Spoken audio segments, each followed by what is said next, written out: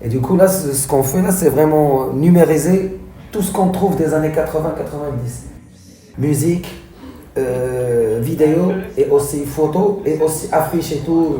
C'est ça ce qu'on partage avec Sophie aussi, ce qu'il fait dans son travail. C'est ça ce qui nous met dans le même itinéraire de recherche et de travail. Moi, je m'appelle Badr. Devant moi, il y a Simo. Nous, déjà, avant de commencer tout ça, on était dans le cirque. Avec la compagnie Colo Colo, on bossait. Là-bas, on avait un espace.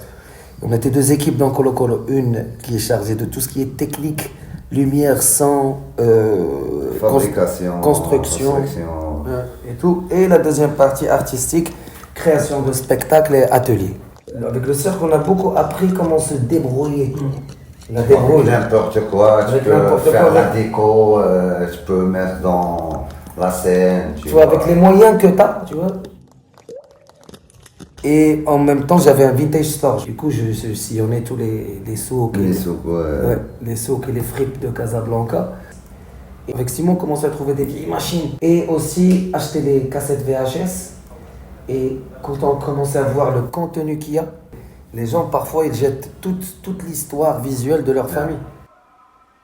Et c'est la même chose pour la musique. La musique, c'est la même chose, tu vois.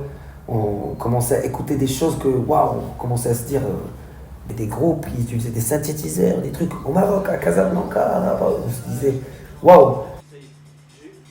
Et nous, ça nous a bien intrigués. Du coup, on commençait à acheter de la technologie pour numériser tout ce qu'on trouve. Et on commençait à sillonner les villes. Et après, tout numériser. Parce que c'est ça la partie la plus importante, c'est la numériser et la préserver.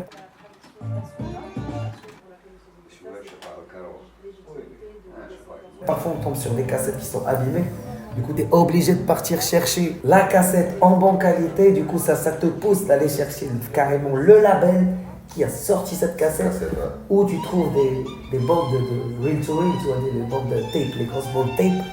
Et ça nous a poussé encore à aller chercher les machines, à les acheter. Tu vois, et c'est, tu vois, un truc qui te ramène vers un autre.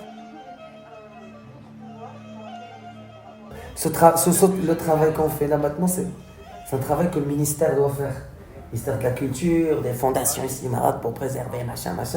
Mais nous, on le fait avec notre propre argent, tu vois. On investit de notre poche.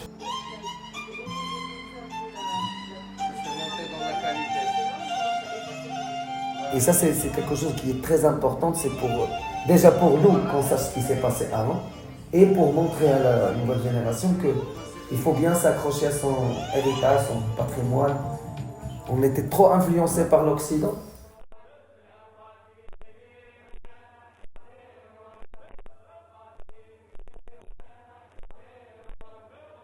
Quand on est en école de design ou d'architecture et qu'en fait toutes nos références, elles sont hyper eurocentrées. Tout le visuel auquel on a accès, il est hyper eurocentré. Au bout d'un moment, ce qu'on va créer, ça manque un peu d'authenticité.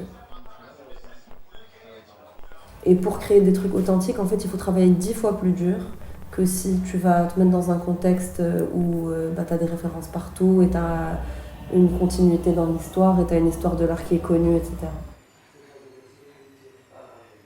Ce qu'on essaie de faire avec le Arabic Design Archive, c'est de rendre accessibles des archives pour qu'on puisse ensuite se baser sur ces archives pour produire de nouvelles choses. On produit assez peu de documentation sur nous-mêmes. Et les seules images qu'on a un peu des époques de nos grands-parents ou avant ça, souvent c'est des trucs qui ont été produits par des entités coloniales. Du coup c'est un peu dommage parce que tu as toujours un gaze qui vient pas de l'intérieur. 2004, 74.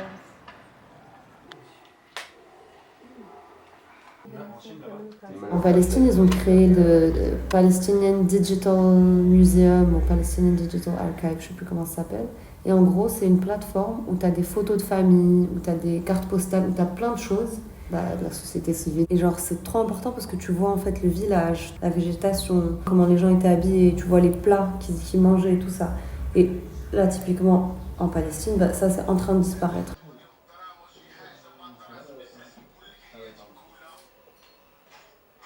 C'est 303. Ça, étoile verte, c'est pas... C'est lui ou on doit le faire? Je vais partir. Alors, t'as réussi, c'est bon. J'essaie avec Virgile du coup. Au Maroc, c'est pas la même chose parce qu'on n'est pas dans la même situation, mais la transformation des villes, des vies des gens, elle est hyper réelle. Du coup, on perd plein de choses. On a les archives nationales et tout ça, mais ça reste un peu des trucs qui ont traditionnellement été réservés à des milieux plus académiques.